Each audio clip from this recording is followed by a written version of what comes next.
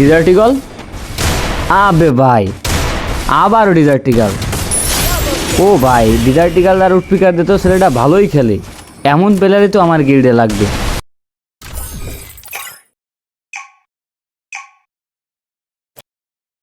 আসসালামু আলাইকুম ভাই ব্রাদার, আবারও একটা গিল্ড ট্রাইআউটের ভিডিও। আর আজকে ট্রাইআউট দিতে আসছে আমাদের নাজমুল ভাই। নাজমুল ভাই কি পারবে এলজি রায়হান এবং এলজি নিশানকে মেরে এলজির নতুন ভাই ব্রাদার হিসেবে যোগ হইতে? ও ভাই সাহ, প্রথমেই ডিজার্ট ইগলের ওপি, হ্যাঁ এলজি নিশান তো সাথে সাথেই শটটা ব্যাক দিয়ে দিছে।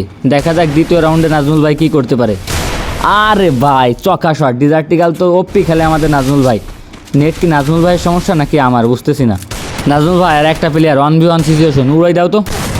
ই রে, নাজমুল ভাইয়ার এই এলজি নিশান উড়াই দিয়েছে। যাই হোক ব্যাপার না, 3 রাউন্ড হয়েছে মাত্র, খেলা শুরু করো, এখনও কামব্যাক করার প্রচুর সুযোগ। কী রে ভাই, নেট সমস্যা নেই? রে নিশানের সামনে কোনো কথাই কাজ হচ্ছে না। ওকে ভাই, এবার আগে নিশানটা মারতে হবে।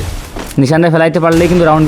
ও ভাই মুখের কথা মুখে থেকে গেল, এদিকে নাজমুল ভাই কিন্তু নিশানের হেলমেট উড়িয়ে দিল। দেখা যাক এলজি রায়হান ভার্সেস নাজমুল, কে পারবে? রায়হান নাকি নাজমুল, রায়হান ভাই নাকি নাজমুল ভাই? দূর দূরান্ত একটা ফাইট। নাজমুল ভাই মারতে হবে কিন্তু, রাউন্ড বের হবে, প্লেয়ার মারতে পারলে রাউন্ড। ও উডপিকারের কি শট ভাই, এ যে ওয়ান ট্যাপে ভালো খেলে, কঠিন অ্যাকিউরেসি, যেমন ডিজার্ট ইগল তেমনই উডপিকার। নাজমুল ভাইয়ের জন্য এখানে একটা প্লাস পয়েন্ট, এলজি নিশানের নেট গেছে। দেখা যাক 1 ভার্সেস 1-এ নাজমুল ভাই কয়টা রাউন্ড বের করতে পারে। জটিল একটা ফাইট হয়েছে কিন্তু কেউ করে লাগাইতে পারে নাই। দেখা যাক 1 ভার্সেস 1।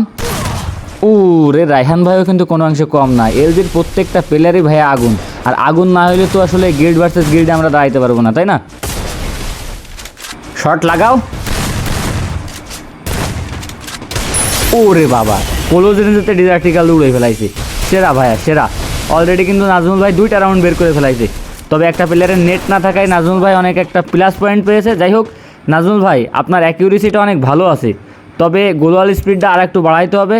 আর আপনার ট্রাইআউটটা চাইলে আর একদিন নিতে পারি, কারণ নেট সমস্যার কারণে হয়তো আপনার গেম প্লেটা তেমন দেখতে পারিনি।